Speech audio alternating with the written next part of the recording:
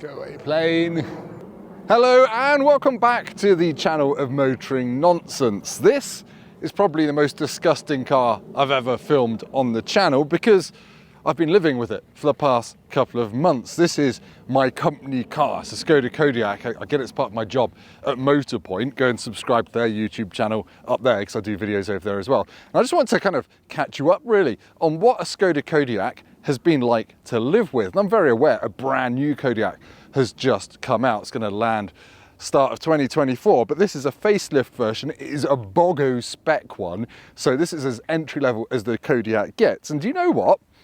It's probably the one I would buy if I had my own money, and it has slightly ruined every other SUV for me because it just does everything you need it to, and it gives you everything you need without being too fancy. So I'm going to grab the camera, take you for a wobbly walk around of this car, ignore the filth, marvel at my new coat. Isn't it autumnal? I feel like an American. I want to go and get in my dual axle Super Duty and go and blow some stuff up in the woods or something. But anyway, we're going to talk about a Czech SUV instead with my hands in my pockets because it's a bit cold. Sorry.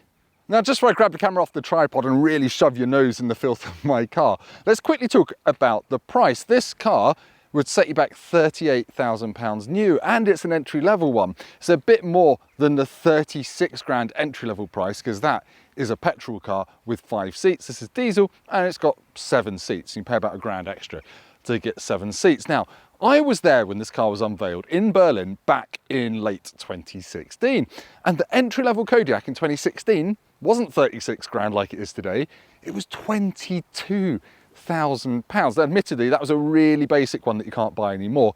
An equivalent trim and engine version of this car, which is 38 grand, would have been 27 grand. So what's that? It's £11,000 more expensive now, but if you adjust that for inflation, it's 35 grand. So actually, it's still only 3 grand more. That's a lot of confusing numbers. I should probably have done some diagrams, but basically, it's 3 grand more. That's too many numbers. I'm really sorry. But anyway, I'm going to grab that camera and show you what I really love about the Kodiaq because I love it more than my own children. Unless you're my children watching this, in which case, get off YouTube. Right, here we go, we're in wobbly handheld mode now. Now, because this is an entry-level Kodiaq, it doesn't get full LED headlights. Oh, I made it go out of focus. It only gets the low functionality LED headlights. So you get a daytime running light. If you upgrade to any other trim level, you get full LED matrix headlights. So you get Neo coming to mess your shiz up and all that kind of stuff. But I still think it looks like quite a handsome car. I think the facelift looks really nice now. These slightly slimmer headlights. It's going to go out of focus again if I do this. And it just looks, I don't know, looks quite lovely. So yeah, it doesn't have all of the sensors up here as well because it hasn't got all the advanced driving stuff on the entry-level version. I quite like that. It's got 18-inch alloy wheels, which are nice and small these days. They've got big chunky tyres, and that does mean this does go down a bumpy road quite nicely. It's not like Rolls-Royce smooth, but it's pretty decent. Now, my next favourite thing about my Kodiaq is the interior, which is now too dark, and that is because it's got cloth seats. Look at that. But they're really nice feeling cloth seats. They don't feel cheap and horrible, and they don't feel too hot or too cold. You don't get heated seats because you don't need them because they're cloth. And actually, I just think cloth is a better material for making seats than leather. We've just been taught that leather is fancy and shows off our socio-economic status and all the rest of it, but I think it's bollocks. But anyway, you've got a 2-spoke steering wheel. Nice, I like that. Really easy to use physical buttons on the steering wheel. This one should have a digital dashboard, but I think because this was an earlier car, it doesn't, or there was a chip shortage when this was made. So you've got analog dials, but it shows you everything you really need, such as the fact my door is open, which is great.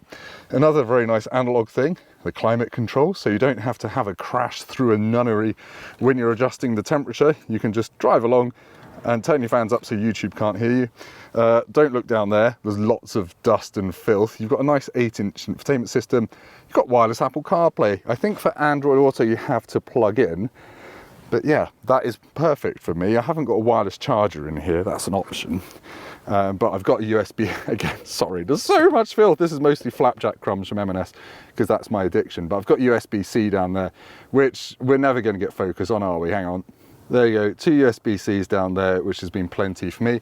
And as with all Kodiaqs, you get a split level glove box. So you get one down there and you get one up there. I've not really used either of them. You do get nice felt lined door bins. So my Mercedes-Benz water bottle doesn't rattle around. And even though this is an entry-level one, you do get some kind of semi-leathery door cards, which, you know, they're all right. They're not really hard, horrible plastic. Oh, and you get a little bin by your knee as well. So if you want to store your toll booth tickets or whatever, you can in there. Now, I don't know if I want to show you in here, but there's loads of storage in there. Oh God, I think there's some old Percy pigs in here, or have I eaten them? Oh no, there you go, some loose Percy pigs. As I said, I live in squalor. That's the key for a Honda Jazz. But yeah, loads of storage in here. And I'll quickly show you the back seats, because they're quite good if you take people places. Pro car review tip. One of my favourite things about the Kodiaq is its size. It's nice and long, but it's not too wide. And it's not ridiculously long, but it does just give you plenty of rear space for your kids. So this is where my 2-year-old sits, my 3-year-old sits on the other side. And they don't really kick the back seats an awful lot. And because it's got some extra width, you can store your wet wipes right next to your child. So yeah, sorry, again, bit grubby, lots of random high vises, whatever the plural of that is, which my kids have pulled out in a tantrum this morning. Brilliant. It's a diesel, so you have to put dreaded AdBlue in it, but that's got a range of 10,000 miles in this car. I just don't think Volkswagen Group stuff really uses it as often as maybe it should. I don't know. Obviously, you've got Skoda's classic ice scraper in there, which is also a magnifying glass, and something else, I can't remember. It does lots of special things. But yes, this one is a diesel, and I've been getting 49 mpg out of it over the 2,000 miles that I've had this car. And that's pretty impressive. I had the same engine in a Skoda Superb last year, and that got 60 mpgs. Now, obviously, if you're a family person like me, you'll appreciate a big boot, and the Kodiaq's got a massive one. I can't remember the actual literage. It's, I think, over 600 litres, but it is an absolute whopper. You can flip these rear 2 seats up. I've never done it, to be honest, but if you do use the rear seats, you've got a little cup holder there and a little slot there for some stuff. That's about it. You've got a 12-volt socket there.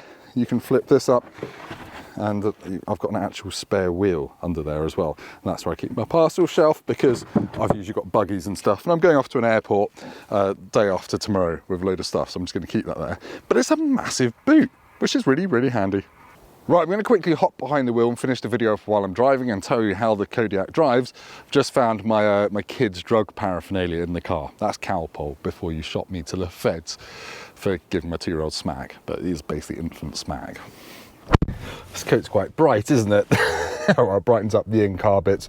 Now, one thing I forgot to mention in my walk around, this car has a reversing camera. Yay! You don't get a reversing camera on most Volkswagens unless you stick it on as an option, but an entry-level Kodiaq has a really nice sharp reversing camera, which does just make parking much easier, and it's also got front and rear parking sensors as well. So again, it's another reason why I think this is probably the one you should buy if you're using your own money and you don't care about things like upgraded hi-fis, leather seats, and that's about it. I can't really think what else this car is missing. But anyway, to drive this 150 horsepower diesel, oh, something in the road, that's a big twig. This 150 horsepower diesel, it's actually pretty pokey. It feels nice and torquey, and it shoves you along the road more than quick enough. Now, I've run a lot of 1.5 litre diesels recently in SUVs, and that Peugeot 3008 and a Ford Kuga last year.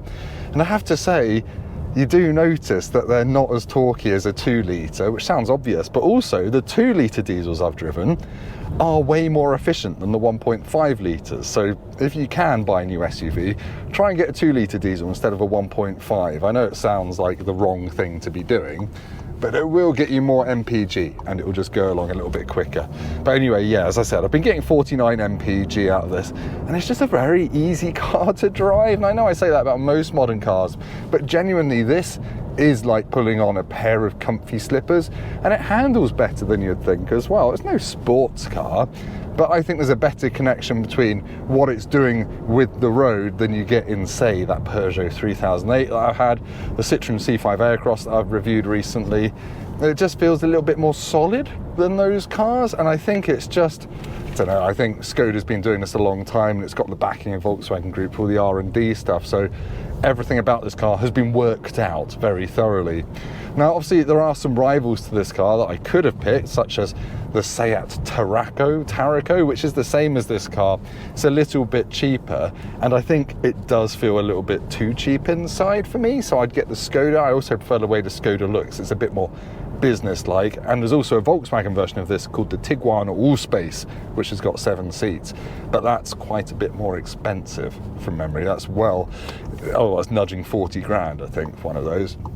So this is a pretty sensible car, and to be honest, I know I've driven lots of silly things on this car channel, your Bugattis, your Ferraris, possibly your McLarens. I can't remember if I filmed that, but this is such a good family car. It's kind of my go-to recommendation for any of my friends who have got 2 young kids and they want a big boot, and the option to carry people in the rear seats. And the rear seats aren't seats you're ever going to use for long distances or for adults, but they're okay. But when you flip them up, you do lose a lot of boot space. So yeah, I'd be interested to see what the new Kodiaq's like. I think it looks a lot smarter. The cabin's a bit more high-tech. It's got a bigger infotainment screen, but that also means that this generation of Kodiaq, the first generation, is going to be cheaper now as well, that there's a new one out. So yeah, don't overlook this just because it's slightly old now. I've had 2 of these. I used to live with the Kodiaq VRS back in the day when that had a 240 horsepower diesel engine. That was great. That was about 4 years ago though. The VRS now I have reviewed on this channel, so if you're interested in the fast Kodiaq, the one with the 2-litre petrol engine, 245 horsepower, click up, I always get this direction wrong, there? Did I do it right? Click up there and you can go and watch my review of the petrol VRS Kodiaq. From memory, it's fast, it's not very efficient, and it's got a speaker in the exhaust which plays the noise of an Audi RS3 to everyone around you, which makes you feel like a bit of a knob in my experience, but you can turn it off. But anyway, Skoda Kodiaq, it is honestly my favourite all-round SUV. It's not too expensive, it's roomy. Look, someone's bought a Jaguar F-Pace, that's the wrong choice. Why would you spend all that money on a fancier SUV that does exactly the same job as this? You've got to be a bad snob. Or if you're buying a Jaguar, probably a dyed-in-the-wool racist. But anyway, that was a joke. Can't do that anymore. But anyway, thank you for watching this slightly rambly video. There's going to be some more videos coming up fairly soon. November is looking like French car month, so if you like your weird French cars, SUVs and things like that, stick around. I've got the Peugeot 5008 coming. I've got the new Peugeot E308. God, it's sponsored by Peugeot in November. Loads of French things coming in November, but most importantly, at the start of December, you're going to see my review of the new Ford Ranger Raptor with the V6 petrol, and I'm going to take it green laning, get it caked in mud, and hopefully do some little skids in it. Then it's going to be fun. But anyway, I'm Tim. Thank you for watching this. Thank you for tolerating my new coat. I'm only slightly regretting it, but hey, there we go. Go down to the comments, tell me what you think of the jackets, and leave me the Czech word for standard fit reversing camera. I'll see you next time. Goodbye.